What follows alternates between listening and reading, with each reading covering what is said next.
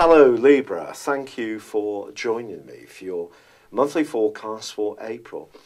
I've had a few Librans write into me, and of course I have a Libran ascendant, so I kind of get it. Had a few people write in saying, when is the pain going to end? Well, the pain, to be honest for you, has come from the role of Pluto, which has been such an important player for you since 2008. Pluto is just simply about change.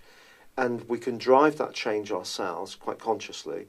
But even if we choose to decide we're not going to change, Pluto has a tendency to make things change around us. It's almost a bit like the Tower card in a way in tarot, which shake things up, and that can feel very, very scary. But actually, once things settle down, we can see that sometimes, not always, but sometimes that change has actually been a good thing. And it's propelled us out of a situation, perhaps before we felt we were ready for a change from it, but in a way which actually, almost as if something deep within us has been calling out for that alteration. So that is why it's been tough. And then, of course, at the turn of the year, we had that cluster of energy in Capricorn, where Pluto's been, that stellium of energy. But that's all really positive. So if you want a new home this year, you want to renovate the one you've got, you want to move in to a love nest with your partner, if you want to add to your family, if you want to work from home in a productive way, all these influences can be hugely helpful. But also Saturn moved into this location on the 19th of December last year, and it's going to be here for the next just over 2 years now. And Saturn, of course, is the planet of structure. It's also the planet of limitation.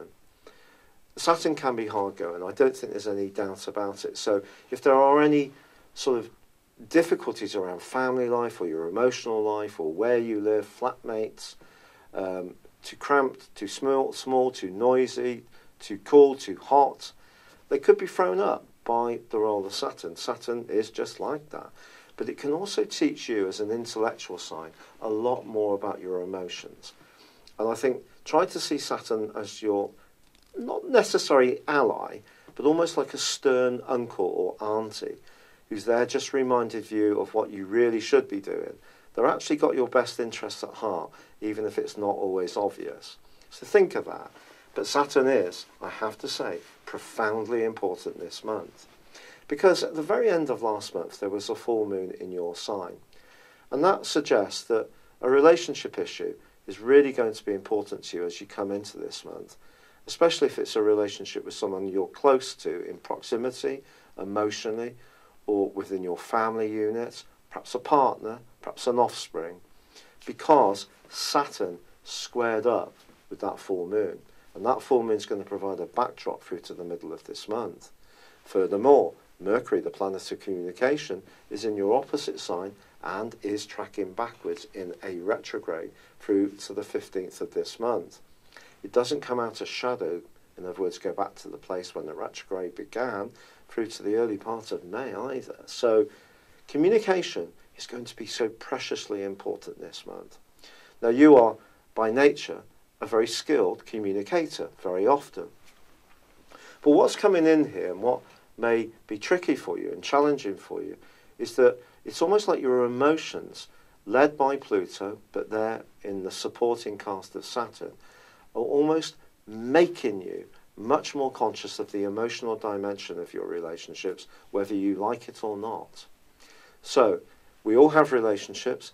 Relationships sometimes are because we're born into family units or circles. Sometimes they're because we make significant choices.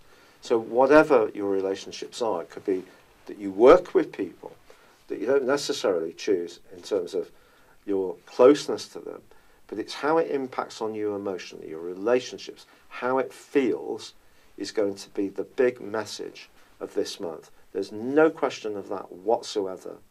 Now, if you're someone who's going to resist that and try to think your way through this, this could be bumpy. If you just think, well, hold on, this strict uncle or auntie in the guise of Saturn is just asking me to really measure my reactions to whoever's immediately around you. Because Mars, the planet of thrust, desire, instant gratification, is alongside Saturn. in the first week of this month. Saturn is going to be squaring, along with Mars, Mercury. So you can see you're just not getting that full moon energy from Saturn. It's being applied to Mercury too. How you think, how you speak, how you articulate yourself. So if you deny your emotions, or you're not very in tune very much with the people immediately around you, it's going to cause some problems. It's almost like, just be realistic about what the issues are. You might not necessarily be able to solve all of them, but at least be realistic. Now there's another element of the plot in that your ruler moved on the very last day of last month into a new home too, into the sign of Taurus, which it also rules. Now for you, this is actually pretty good because it's very much about practicality. And it's just asking you to, around your relationships, be realistic right through until the 24th of the month, when it then moves into a much lighter, brighter, more expansive location in the sister air sign that is Gemini. But once Mercury goes forwards at the heart of this month, I do feel things can ease. There's then a glorious new moon, which occurs on the 16th, which is embracing Uranus. Now, this is the other planet that's been causing you some mischief ever since 2011, full-time, and 2010, part-time. Now, Uranus, as you probably know from watching my videos before, is about our desire to be a free spirit. It's about our desire to actualize our relationships for you, because it's in your 7th house of relationships, in a way which is fulfilling to you. In other words, have contacts with people that switch on your mind, which is so important to Libra people. But also at the same time, not dominate you to the point that you can't be true to yourself as an individual. So it's a kind of anti-codependent influence. And all these influences at the start of this month are actually very much to do with challenging any kind of codependency, but especially the kind of relationships where you sort of have to be codependent because you live with a fellow flatmate, or it's work with someone who may not be your cup of tea, or it's a family member who tends to be irascible, or perhaps it's a partner who doesn't quite meet all your needs.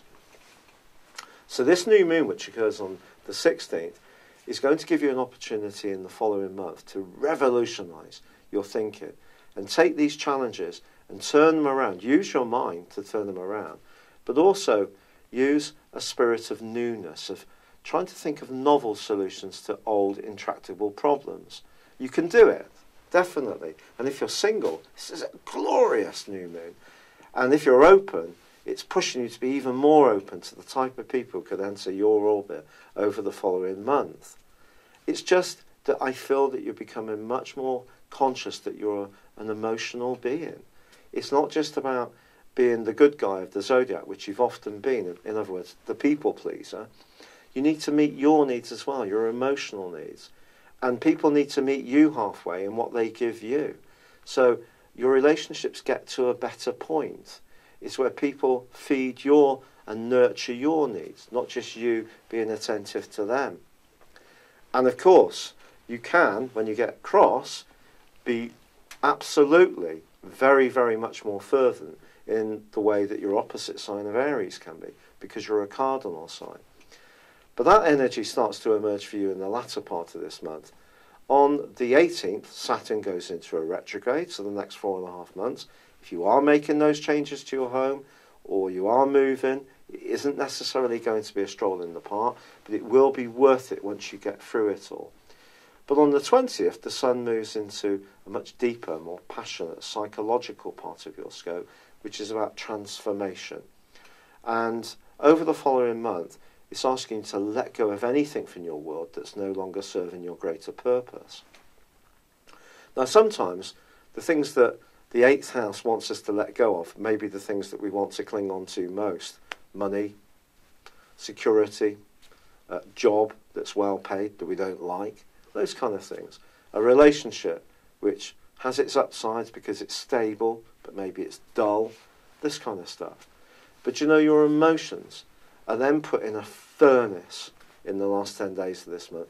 You're just not going to be able to resist this through logic alone, because Mars is alongside Pluto, the two rulers of Scorpio, in other words. And the fact that they are combined is going to potentially make you very defensive if you feel that other people are not playing fair with you. And that can see you erupt if someone is grossly unfair. But also, if you use it in the right way, it can give you enormous drive, willpower, and desire to get things done, to make those changes. Try to focus on the latter part of this energy. Otherwise, it could get quite combustible with people that you're closely involved with. You may even find yourself sort of a bit annoyed with yourself at times if you're not too careful. But as the month draws to a close, and seriously, there is another full moon. This full moon this time occurs in Scorpio, the subsequent sign to yours. This is all about money, and it's about possessions. It's about who does what and contributes what. It's about your sense of value, your sense of worth, against what that gives you for the longer term. If there's anything missing there, the square that these two forge with the North Node, which is your point of destiny, which is an inverse directional point in your scope, which is now in Leo, and that's really for you about your future. So all of this stuff, I think, comes down to this basic full moon at the end of this month, is your value to yourself, your value to others. And if you're not realising your value in situations, be it as work colleagues that are demanding, kids that just expect you to do everything for them, you've got to put the boundaries in there, the parameters that protect you. You've got to use your natural diplomacy not to be deferring and just making people happy. You've got to be more assertive. And you have to be more assertive this month with these energies, these furnace-like energies in the fourth house of emotions. It won't necessarily be easy, but if you go through this month and master all these, you're going to be so pleased with yourself because you're actually evolving in a hugely important way, Libra. You're going from being the person that could think things through some time ago to being the person who feels it through. And there's nothing as spectacular as that. It's been a real pleasure being with you. I'd love it if you'd subscribe to my channel if you've yet to do so, or like or comment on this video. But for now, good luck and goodbye. Hello, thank you so much for watching my video. I'd love you to join me at my Horoscope Ace app. You can find this at www.horoscope-ace.com. You can use it through Android, iOS, Apple, or Facebook. Check out your ascendant or your moon sign, or download your free birth chart.